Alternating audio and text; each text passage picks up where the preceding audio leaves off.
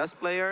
Or is it going to be the good old Stephano, the back-to-back Lone Star Clash champion, because that's what he is in the long run. Either way, it's going to be a really fun series. Yeah. We all know that Stephano recently had some success off the back of his ZVZ, making it back.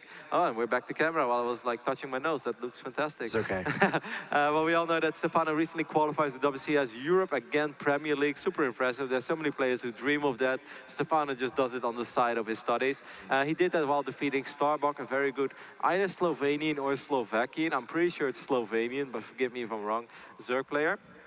He was able to win that series 3-1, and especially on the last game, I believe Stephano showed some of the things that he's just best at. And that is, of course, making them swarm host. Yes, loves those. Of course, here we are, guys. Second to last, best of 3 of the evening, and the players need your energy. We all need your energy in this place because this is an awesome day, and this is the Lone Star Clash here in Austin. So let's go ahead and cheer on these players. Of course, in the top right-hand location, he needs your support. Representing Team Evil Geniuses, he is Stephano.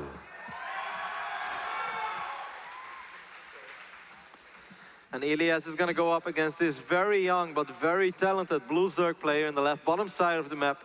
Representing Root Gaming, he is Petraeus.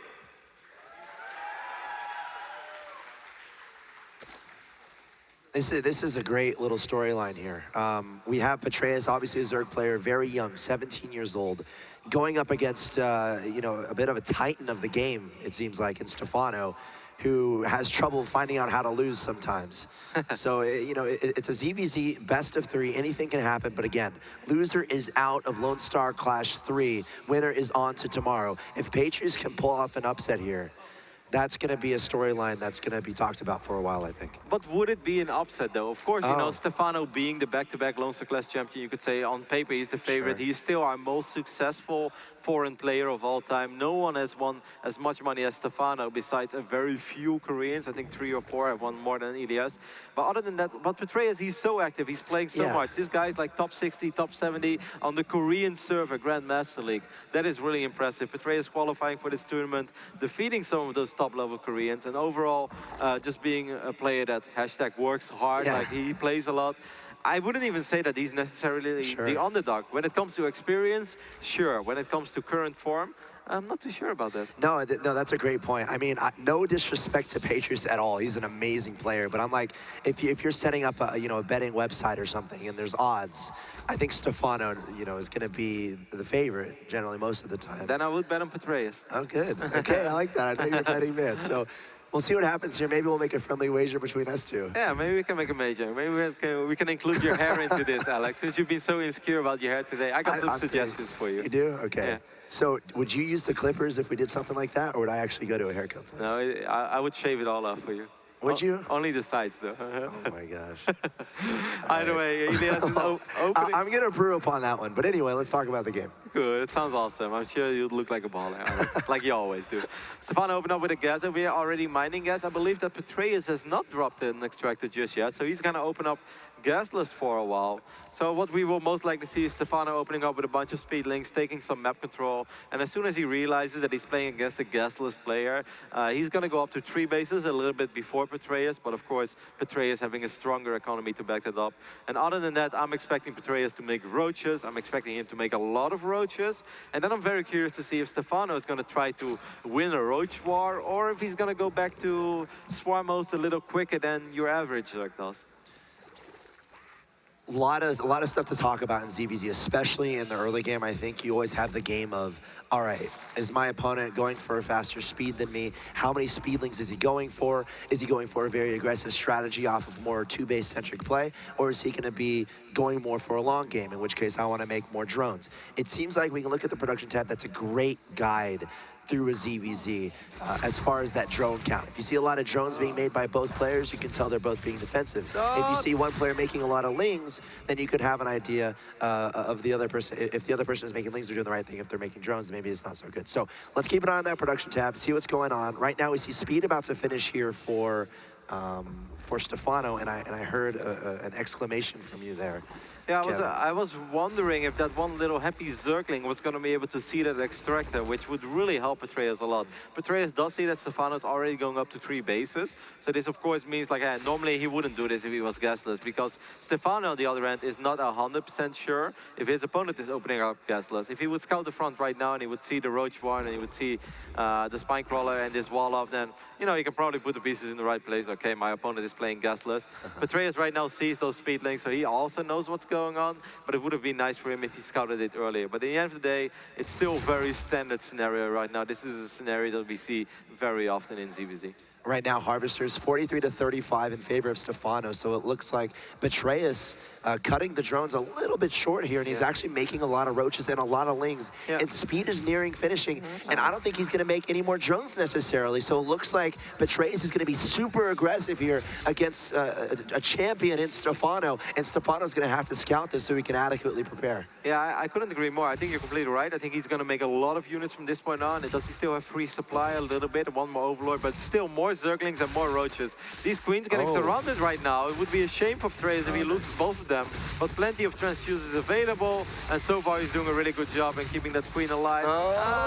Okay, one Queen will fall, but still so many units making their way across the map. Will Stephano be able to muster up enough Roaches to hold? So far the Roach count is kind of even, but there are so many Speedlings making their way across the map. They're going to take out this third base immediately. But, you know, if Stephano just stabilizes on 2 bases, he's still in a reasonable position. The third hatchery is definitely going to get taken out, so that's a good win for Petraeus there. A very interesting timing attack. I mean, he didn't go completely all in. He didn't commit everything to it.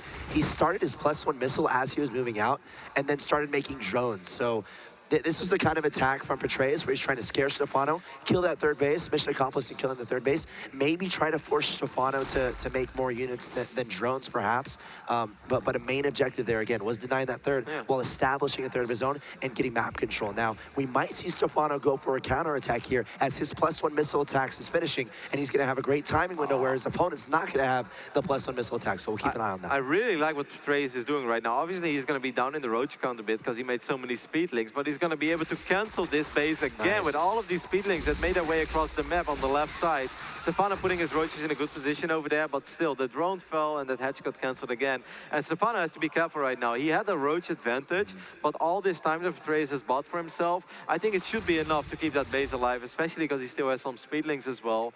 Our young player from Root is playing this game very well so far. Yeah, I'm very impressed by his play. I mean, he's got that third base established, and he's been continually denying Stephano's third base. That's absolutely huge, especially in a mirror matchup, and he might be able to cancel it again.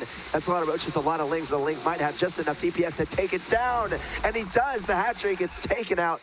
No cancel either. Wow. And again, maybe more importantly, Petraeus' third is still very much alive. Now, the drone count is relatively similar, so the main goal here for Petraeus is to keep that alive and try to squeeze out a drone advantage. He just needs to make as many Roaches as he possibly can right now. Speed is a little later for Petraeus, but he's fighting on creep, and all of the Roaches from Stephano are not here. Stephano is fighting with only half his army.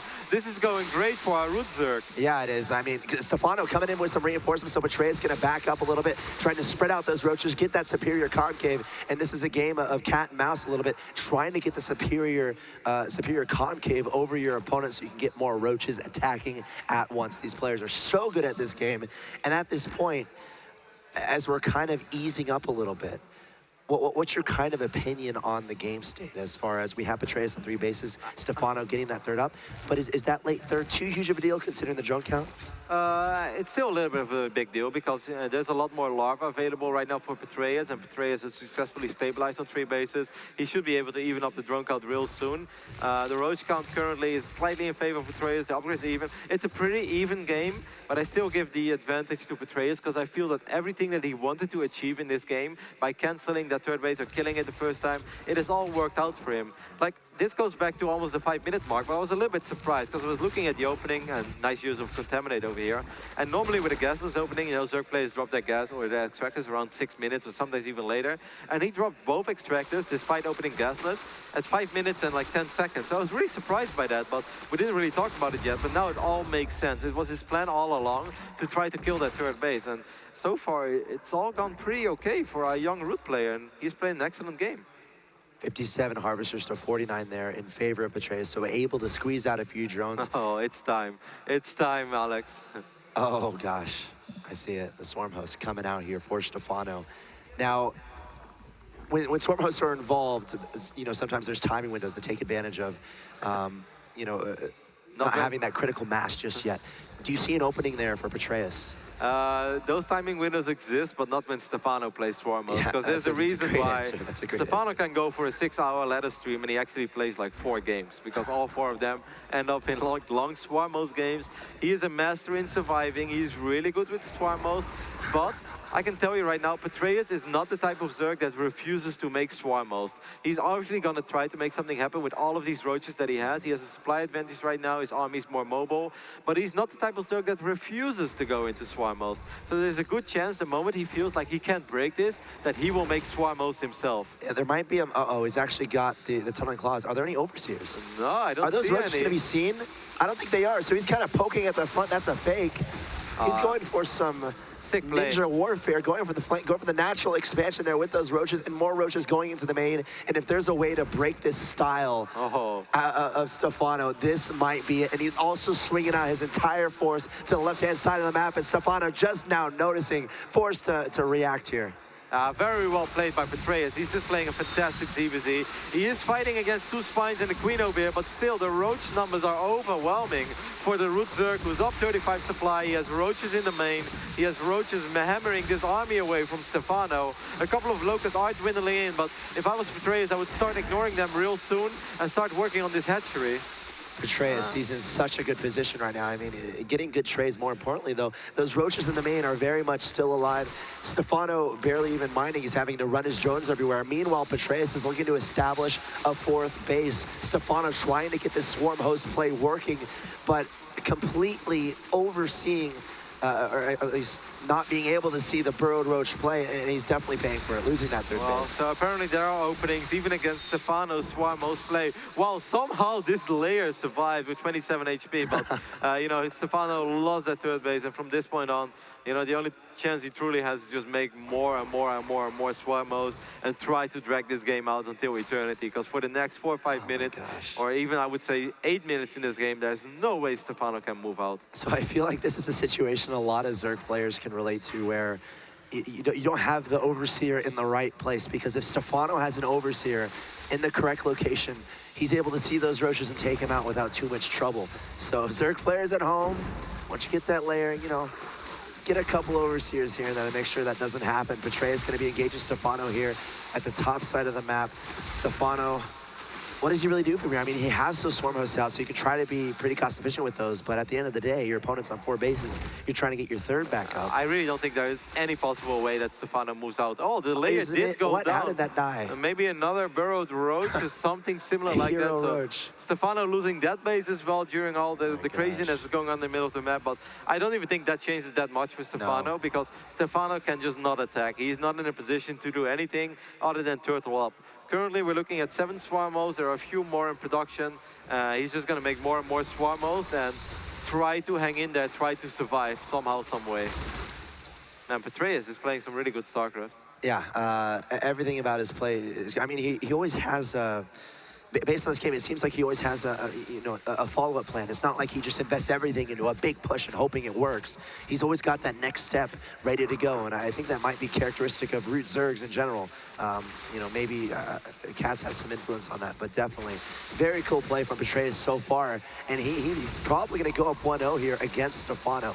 Yep, there are still a lot of locusts dwindling in, so he has to be a little careful. But again, it's a numbers game, and there are so many roaches, there's so many hydras. He's even sending a couple of roaches forward, trying to snipe as many swarmos as possible. And he's doing a really good job in doing so. Like, he just picked up 4 or 5 swarmos. He killed that base, he killed the last remaining roaches on the left side. And Stephano acknowledges as well, well done by Petraeus.